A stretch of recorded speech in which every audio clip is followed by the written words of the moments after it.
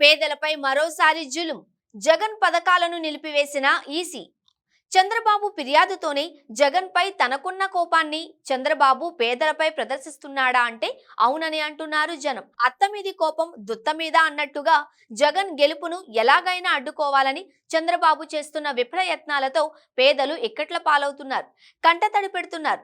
ఎక్కడ సంక్షేమ పథకాల లబ్ధిదారులు జగన్ కు ఓటేస్తారో అనే భయం చంద్రబాబును నిద్రపోనివ్వడం లేదు. అందుకే పేదలకు సంక్షేమ పథకాలను ఇవ్వకుండా అడ్డుకోవడానికి విశ్వ ప్రయత్నం చేస్తున్నాడని వైసీపీ తీవ్రంగా ఆక్షేపిస్తోంది. మొన్నటికి మొన్న వయోవృద్ధులకు పెన్షన్లు అందకుండా చేసిన చంద్రబాబు ఇప్పుడు జగనన్న ప్రభుత్వం అందిస్తున్న పథకాలను పేదలకు చేరకుండా అడ్డుకుంటున్నాడు.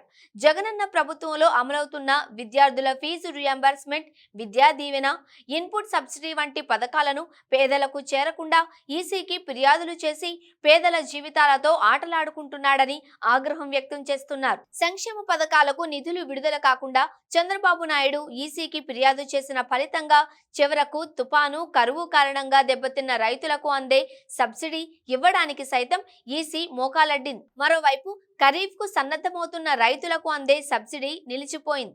విద్యార్థులకు ఇచ్చే ఫీజు రియంబర్స్మెంట్ నిధులు నిలిచిపోయాయి.